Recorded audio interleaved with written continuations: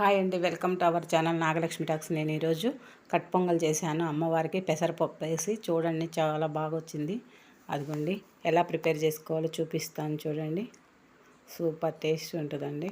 అదిగోండి, ఒక గ్లాసు పెసరపప్పు తీసుకుంటే ఒక గ్లాసు బియ్యం తీసుకోవాలి, సమానంగా తీసుకోవాలి. పెసరపప్పు లైట్గా వేయించుకోవాలి. స్టవ్ ఆన్ చేసి అదిగోండి బాండి పెట్టి వేయించుకోవాలి గోల్డ్ కలర్ వచ్చే వరకు. తర్వాత ఒక గ్లాస్ బియ్యం తీసుకొని కడిగి పెట్టుకోవాలి. తర్వాత పెసరపప్పు వేగాక అవి కూడా ఇందులోనే పోసి నానబెట్టుకోవచ్చు. ఈలోపు మనం ఏమేం కావాలో చూపిస్తాను. అల్లము, పచ్చిమిర్చి, మిరియాలు, కొంచెం కరివేపాకు, జీడిపప్పు రెడీగా పెట్టుకున్నాను. కొంచెం జీలకర్ర కూడా అండి, ఇందులో చూపించలేదు. తాలింపులో వేసుకోవాలి. అదిగోండి, జీడిపప్పు కూడా అన్నీ రెడీగా పెట్టుకొని తర్వాత తాలింపు పెట్టుకోవాలి. వీడియో స్కిప్ చేయకుండా చూడండి. ప్లీజ్ సబ్స్క్రైబ్ చేయండి, లైక్ చేయండి, షేర్ చేయండి. అదిగోండి, పెసరపప్పు గోల్డ్ కలర్ వచ్చేదాకా వేయించుకుంటే మంచిగా ఉంటుంది. అదిగోండి, కలర్ మారింది చూసారా? కలర్ మారే వరకు ఉంచండి. చక్కగా వేగితే టేస్ట్ బాగుంటుంది. అదిగోండి, వచ్చింది చూడండి, రంగు చాలా బాగుంది. కలర్ వచ్చాక 2 స్పూన్లు నెయ్యి వేసుకోండి. 2 స్పూన్లు నెయ్యి, కొంచెం ఆయిల్ వేసుకోవచ్చు, మన ఇష్టం. అచ్చగా నెయ్యితో అయినా చేసుకోవచ్చు. 4 స్పూన్లు నెయ్యి వేసుకుంటే సరిపోతుంది. నేను 2 స్పూన్లు నెయ్యి వేసాను, కొంచెం ఆయిల్ వేసాను. అది పక్కన పెట్టి, ఈ పెసరపప్పు కూడా వేగినాయి కదా, బియ్యంలో కలిపి 2 వంపులు పక్కన పెట్టుకున్నాను.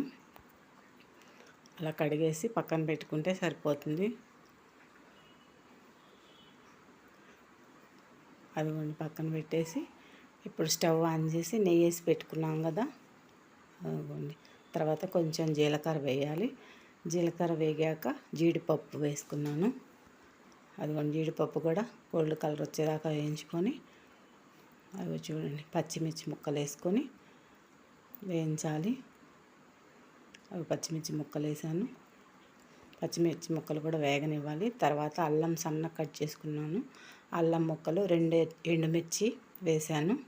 తర్వాత ఈ మిరియాలు, కరివేపాకు ఉంది కదా, అవి కూడా వేసుకొని బాగా తాలింపు వేగనివ్వాలి. తాలింపు వేగితే మంచి వాసన వస్తుంది.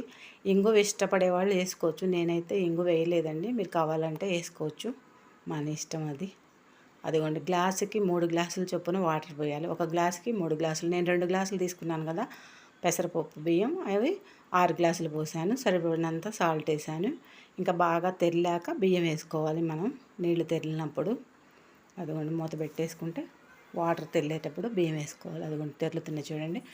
పక్కన పెట్టుకున్నాం కదా బియ్యం నానబెట్టిని, అవి వేసేసుకొని బాగా ఉడకనివ్వాలి. చక్కగా మెత్తగా ఉడికిపోయిద్ది. అదిగోండి,